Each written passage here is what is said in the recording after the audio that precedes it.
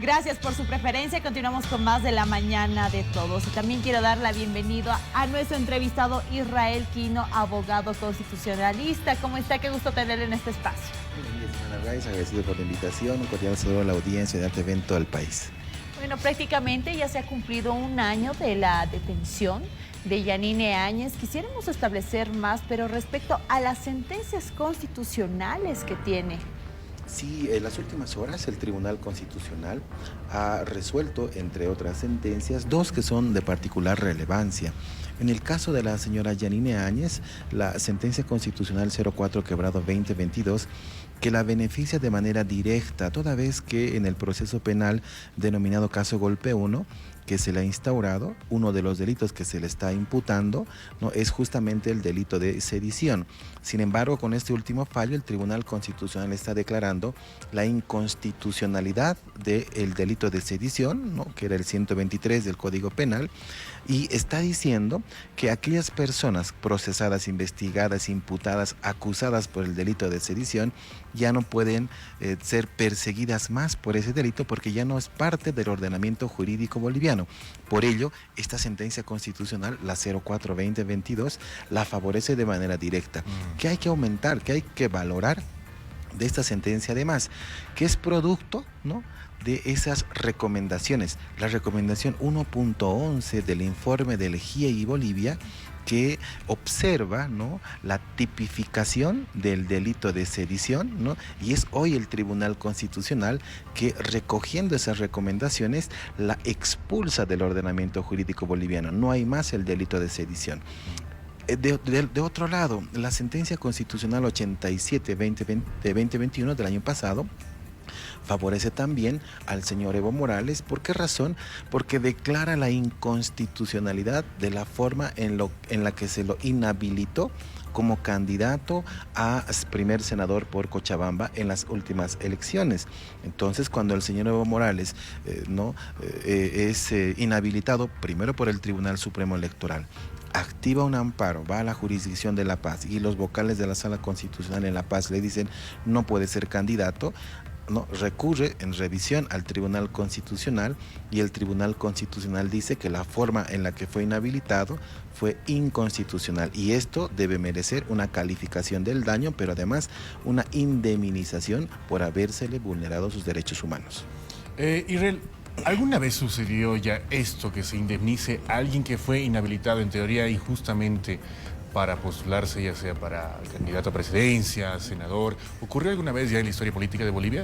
En razón de los fallos del Tribunal Constitucional que vayan a definir, ordenar, en este caso que de manera directa las salas constitucionales califiquen, ¿no?, la cantidad del daño que pueda ser indemnizado, ¿no?, es un precedente a este momento único, ¿no?, en razón de una candidatura de inhabilitación desde la promulgación de la Constitución del año 2009. Sin embargo, los procesos en la vía ordinaria en materia civil que tienen que ver con la calificación del daño emergente y el lucro cesante, esos han sido históricos, ¿no? Siempre las personas, cualquier persona que vea afectado un derecho, ¿no?, propietario, por ejemplo, ¿no?, y que se le haya generado a consecuencia de un acto de un otro tercero, también acude a la vía ordinaria para que se califique y se indemnice el daño por el cual ha sido ocasionado. En este caso es muy particular porque estamos hablando del daño de un derecho humano.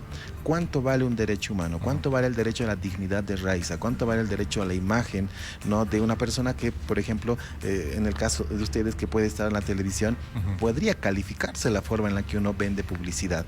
Pero cuando hay derechos intangibles como el honor, como la dignidad, como un derecho político, este no tiene una cualificación. Sin embargo, las autoridades judiciales deben intentar materializar, ¿no?, esa forma de la indemnización. Sin embargo, entiendo yo que el señor Evo Morales ha definido que no va pedir la indemnización y contrariamente va a acudir, ¿no?, a una vía de investigación para ver quién ha ordenado, dice él, ¿no?, en su Twitter, que lo inhabiliten como candidato a senador. Sin embargo, el daño ya se ha ocasionado. Dentro de los daños ocasionados, Evo Morales pide justicia. ¿Quiénes son los factores más importantes? En este caso, los actores serían. Estaba Salvador Romero. ¿Y quiénes más? Sí, los actuales vocales del Tribunal Supremo Electoral. Esa resolución que lo inhabilita, la resolución 010 del año 2020, de febrero del año 2020 es suscrita por 7 vocales. De estos 7, 2 son un voto disidente. Los demás 5, 4 de ellos aún en funciones, inhabilitan al señor Evo Morales porque consideran que el requisito de la residencia permanente dispuesto en el 149 de la Constitución fue incumplido toda vez que éste salió del país solicitando asilo a un país, en este caso primero México, luego Argentina. Y ese requisito de 2 años no podía cumplirlo porque no estuvo en territorio boliviano. Lo que ha hecho el Tribunal Constitucional es decirle al Tribunal Electoral que ha interpretado mal la norma electoral. Haga bien su trabajo, reglamente como corresponde, le está diciendo el Tribunal Constitucional, y que no puede considerar que ciudadanos que por una fuerza mayor, porque estuvo en riesgo su vida, porque estuvo en riesgo su seguridad, hayan tenido que abandonar un país, y ello no puede interpretarse que voluntariamente se alejaron del territorio, lo que les haría incumplir el requisito de la residencia permanente. Entonces, con este fallo constitucional se identifica las responsabilidades de quienes le vulneraron el derecho. ¿Quiénes son? Los actuales vocales del Tribunal Supremo Electoral, pero además quienes en su momento, vocales de la Sala Constitucional, también definieron que no podía ser habilitado. Entonces hay corresponsabilidades al respecto, y será en este momento, ¿no?, el señor Evo Morales quien ha sido víctima de la vulneración de sus derechos humanos, quien pueda pues demandar o seguir la acción que corresponda para que se le pueda reparar ese daño. Hay algo importante que debe considerarse: la transversalidad de la tutela de los derechos humanos. No importa, los derechos humanos no tienen color político, no importa a quién le favorezca o quién se vea beneficiado, si es de la izquierda o si es de la derecha. Esto es importante de los fallos del Tribunal Constitucional. Uno favorece a la señora Yanine Áñez, otro al señor Evo Morales. Entonces, creo que con estos pronunciamientos del Tribunal Constitucional se está teniendo, ¿no?, una condición alta. Habrá que ponderar el trabajo del Tribunal Constitucional, que falla resguardando la Constitución, pero también tratados internacionales en materia de derechos humanos. Sí, es importante hacer énfasis en ese punto, Israel. Volviendo al tema de la situación de Evo Morales, algo que también se está preguntando en estas últimas horas la población, y no sé si aplica solamente al hecho de la indemnización del dinero o también a la justicia en sí.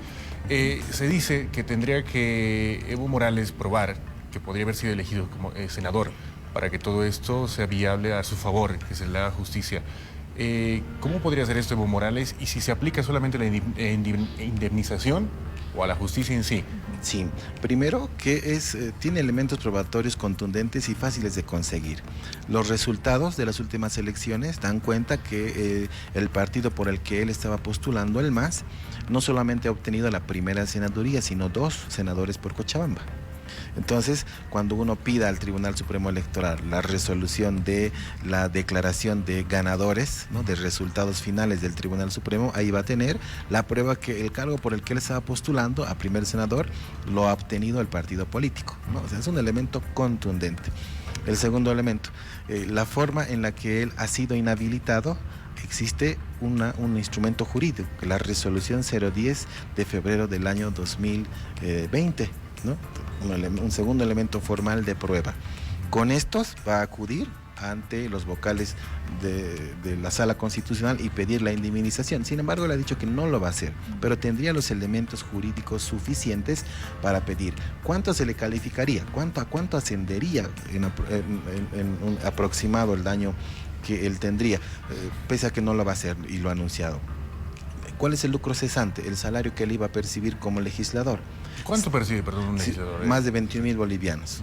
Imaginemos los descuentos de ley que nos recibiría un estándar de 20,000 bolivianos mensuales. Por 16 meses son tranquilamente 320,000 bolivianos, más de $45,000 hasta la fecha, que podría notificarse en estos días, del lucro cesante que él tenía, ¿no?, o que él tiene por efecto de no haber percibido un salario cuando podía ser candidato y luego ser electo senador. Pero también uno, en cualquier otra situación, podría demandar el lucro cesante de los 5 años como legislador que tendría que haber sido.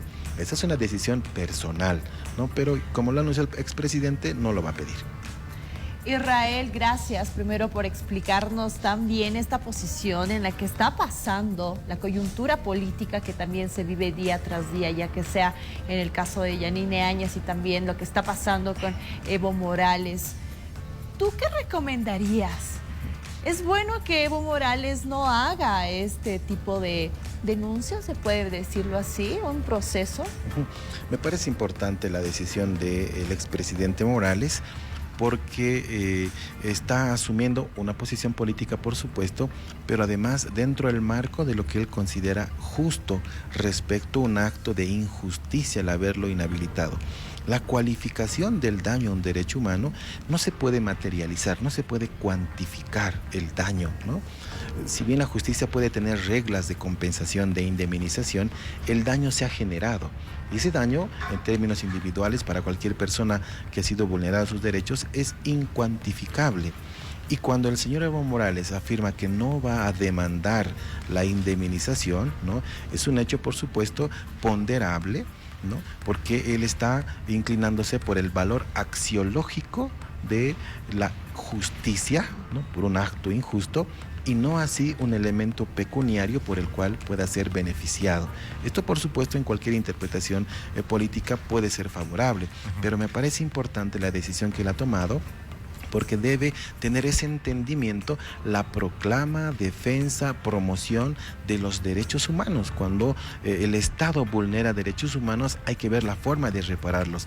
Pero cuando la propia víctima no asume no demandar al Estado, pero sí develar y difundir la forma en la que se vulneran sus derechos humanos, es un hecho por demás ponderable. La importancia de estos dos últimos fallos, que no ha discriminado, no ha identificado quién tiene determinado color político o ideología política. Esa es la transversalización de los derechos humanos que hoy en día debe ser tutelado y resguardado por las autoridades jurisdiccionales en materia de justicia constitucional, tanto siguiendo la Constitución Política del Estado como los tratados internacionales en materia de derechos humanos. A eso se le denomina el control de convencionalidad. Israel, y en el caso que tuvieran que indemnizar a Evo Morales, ¿quién lo haría? ¿De dónde saldrían los recursos para el pago? Sí, eso es importante, es una pregunta importante.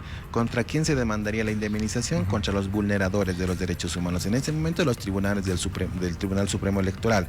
Y si uno observa el fondo, inclusive tendría que ir más allá del pago. Deberían renunciar a sus cargos porque no están sabiendo administrar justicia electoral.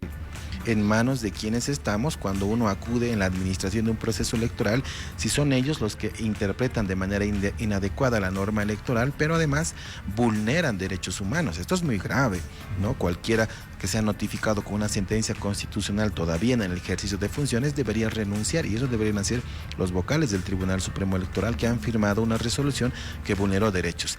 ¿Quiénes deberían pagar la indemnización? Los que firmaron. No el pueblo boliviano, no el presupuesto del Estado. Vía acción de repetición, esto es que el funcionario público que vulnera derechos humanos en el ejercicio de sus funciones debe hacerse cargo del daño que genera a cualquier ciudadano, ¿no? Por ello, les decía, más allá del pago que puede generarse, individualizarse, deberían alejarse del cargo, porque nos están demostrando vía recomendación, vía un fallo del Tribunal Constitucional, que no están aptos para aquello. Están vulnerando derechos humanos al momento de administrar justicia electoral. Eso es importante y una reflexión a las actuales autoridades del órgano electoral plurinacional.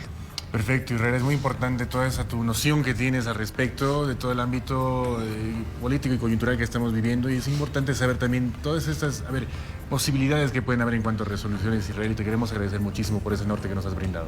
Agradecido por la invitación, a la audiencia de la TV y a ustedes, bendiciones en sus hogares. Muchas gracias, buenos días. Gracias, Israel. Continuamos con más, esto es La Mañana de Todos con información en vivo.